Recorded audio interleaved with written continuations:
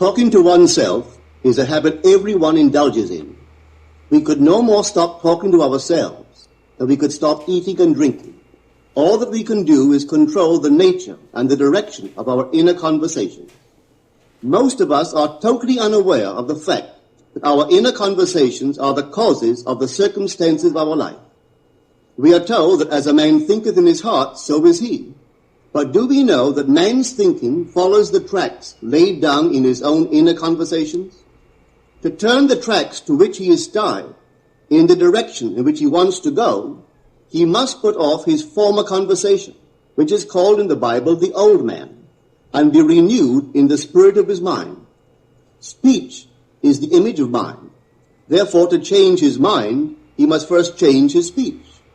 By speech is meant those mental conversations we carry on with ourselves.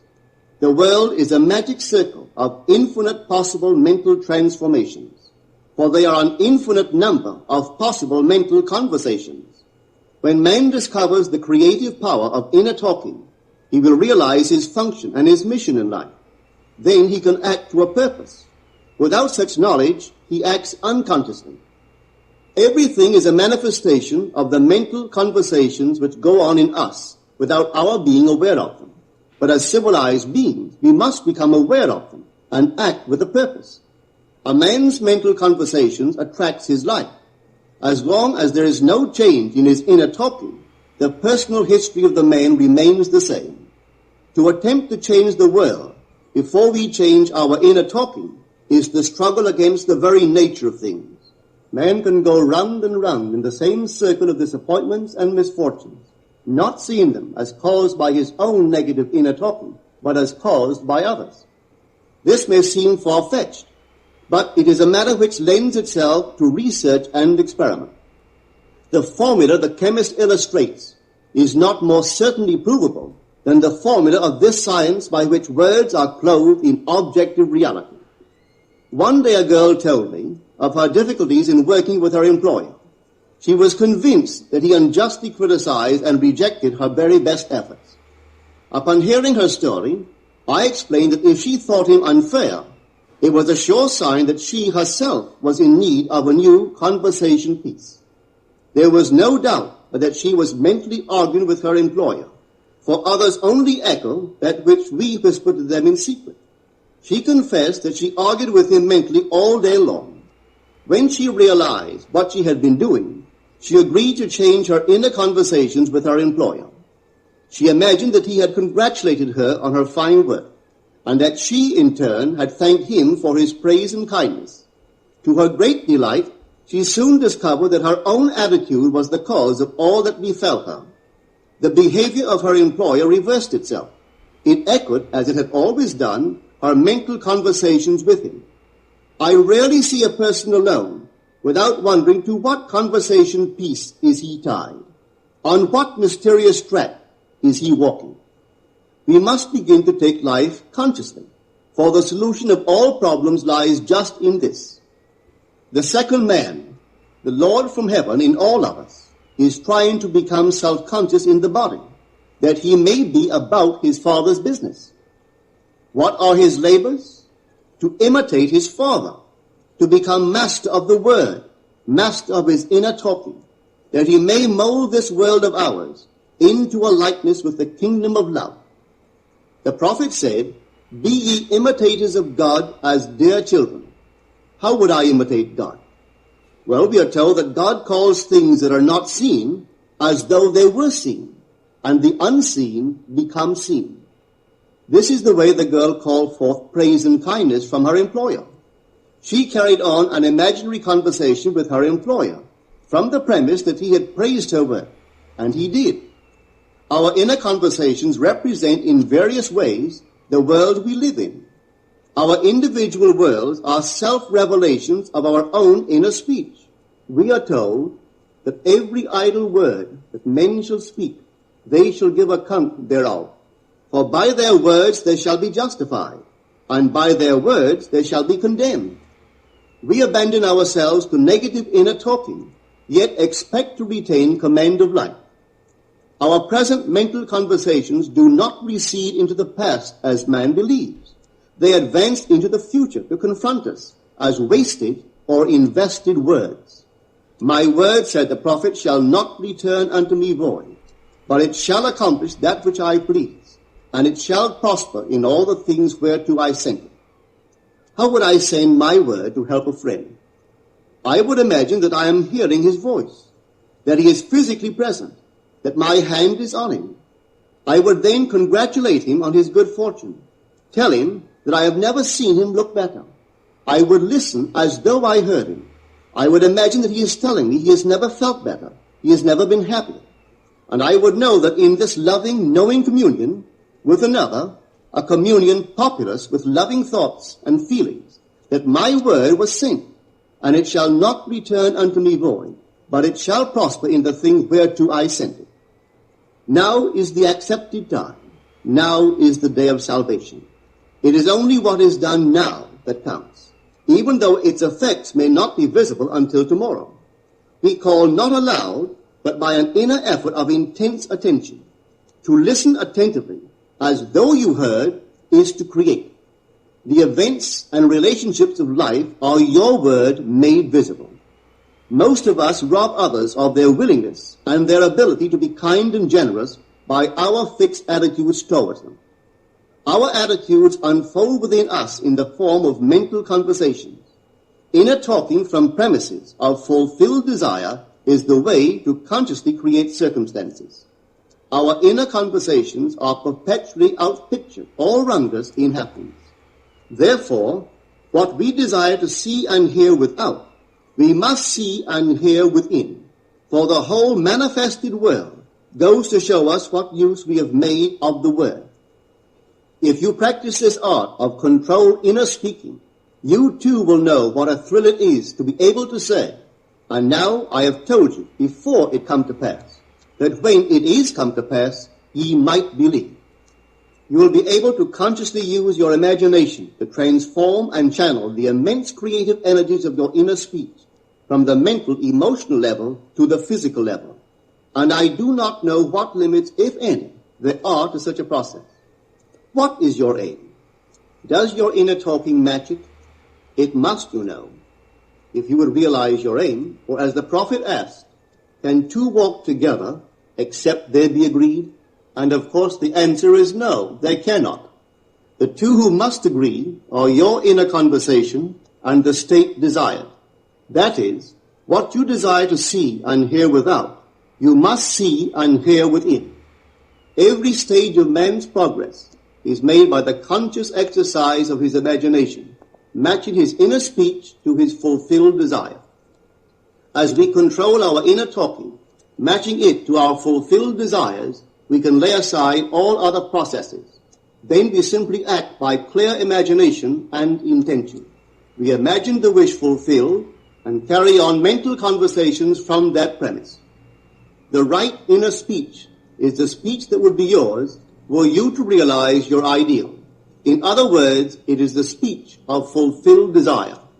Now you will understand how wise the ancient was when he told us in the Hermetica, there are two gifts which God has bestowed upon man alone and on no other mortal creature. These two are mind and speech, and the gift of mind and speech is equivalent to that of immortality. If a man uses these two gifts rightly, he will differ in nothing from the immortals. And when he quits his body, mind and speech will be his guides, and by them he will be brought into the troop of the gods and the souls that have attained to bliss. With the gift of mind and speech, you create the conditions and circumstances of life. In the beginning was the Word, and the Word was with God, and the Word was God. The Word, said Hermes, is Son, and mind is Father of the Word. They are not separate one from the other, for life is the union of word and mind. You and your inner talking or word are one. If your mind is one with your inner conversation, then to be transformed in mind is to be transformed in conversation. It was a flash of the deepest insight that taught Paul to write, put off the former conversation, the old man, which is corrupt, and be renewed in the spirit of your mind. Put on the new man. Put on the new man and be renewed in the spirit of your mind, is to change your inner conversation, for speech and mind are one.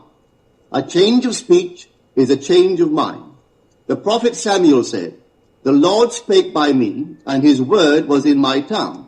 If the Lord's word was in the prophet's tongue, then the Lord's mouth that uttered the word must be the prophet's mind. For inner conversations originate in the mind and produce little tiny speech movements in the tongue. The prophet is telling us that the mouth of God is the mind of man, that our inner conversations are the word of God, creating life about us as we create it within ourselves. In the Bible you are told that the word is very near to you, in your mouth and in your heart, that you may do it. See, I have set before you this day life and good, death and evil, blessings and cursings. Choose life. The conditions and circumstances of life are not created by some power external to yourself. They are the conditions which result from the exercise of your freedom of choice, your freedom to choose the ideas to which you will respond. Now is the accepted time. This is the day of salvation. Whatsoever things are of good report, think on these things. For your future will be formed by the word of God, which is your present inner talking. You create your future by your inner conversation. The worlds were framed by the word of God, that is your inner talking. See yonder fields, the sesamum was sesamum, the corn was corn, the silence and the darkness knew. So is a man's fate born. For ends run true to origins. If you would reap success, you must plant success. The idea in your mind, which starts the whole process going, is the idea which you accept as truth. This is a very important point to grasp, for truth depends upon the intensity of imagination, not upon facts. When the girl imagined that her employer was unfair, his behavior confirmed her imagination. When she changed her assumption of him, his behavior reflected the change, proving that an assumption, though false, if persisted in, will harden into fact. The mind always behaves according to the assumption with which it starts. Therefore, to experience success, we must assume that we are successful. We must live wholly on the level of the imagination itself, and it must be consciously and deliberately undertaken. It does not matter if, at the present moment, external facts deny the truth of your assumption. If you persist in your assumption, it will become a fact. Signs follow. They do not precede. To assume a new concept of yourself is to that extent to change your inner talking or word of God, and is therefore putting on the new man. Our inner talking, though unheard by others, is more productive of future conditions than all the audible promises and threats of men. Your ideal is waiting to be incarnated, but unless you yourself offer it human parentage, it is incapable of birth. You must define the person you wish to be, and then assume the feeling of your wish fulfilled, in faith that that assumption will find expression through you. The true test of religion is in its use, but men have made it a thing to defend. It is to you that the words are spoken. Blessed is she that believeth, for there shall be an accomplishment of those things which are spoken unto her from the Lord. Test it, try it. Conceive yourself to be one that you want to be, and remain faithful to that conception. For life here is only a training ground for image making. Try it and see if life will not shape itself on the model of your imagination. Everything in the world bears witness of the use or misuse of man's inner talking. Negative inner talking, particularly evil and envious inner talking, are the breeding ground of the future battlefields and penitentiaries of the world. Through habit, man has developed a secret affection for these negative inner conversations. Through them he justifies failure, criticizes his neighbors, gloats over the distress of others, and in general pours out his venom on all. Such misuse of the word perpetuates the violence of the world. The transformation of self requires that we meditate on a given phrase, a phrase which implies that our ideal is realized, and inwardly affirm it over and over and over again until we are inwardly affected by its implication, until we are possessed by it. Hold fast to your noble inner convictions or conversations. Nothing can take them from you but yourself. Nothing can stop them from becoming objective facts. All things are generated out of your imagination by the word of God, which is your own inner conversation.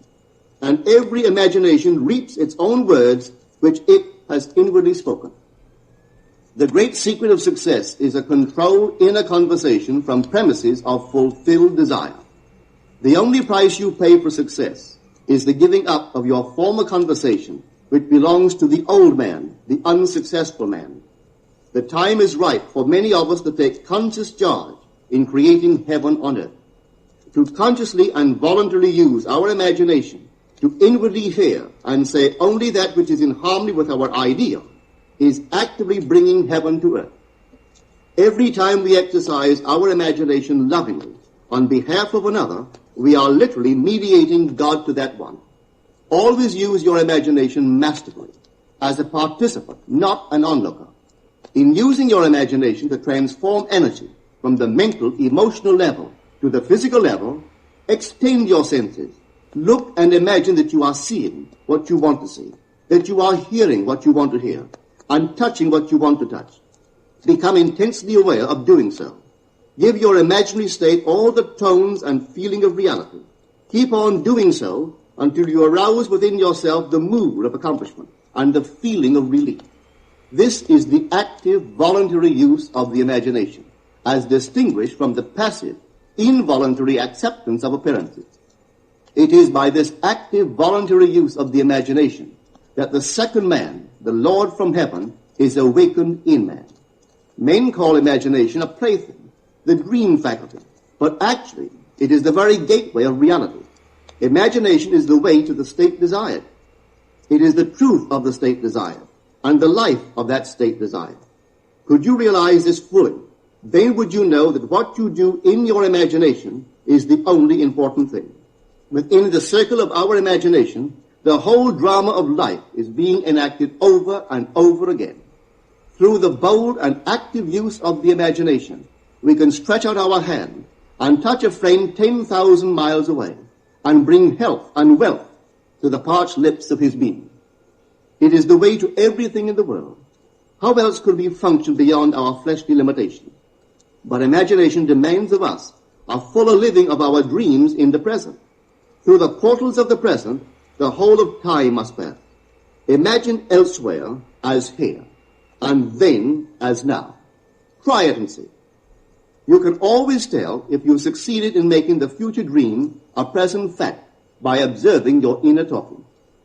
If you are inwardly saying what you would audibly say, were you physically present and physically moving about in that place, then you have succeeded. And you could prophesy from these inner conversations and from the moods which they awaken within you what your future will be.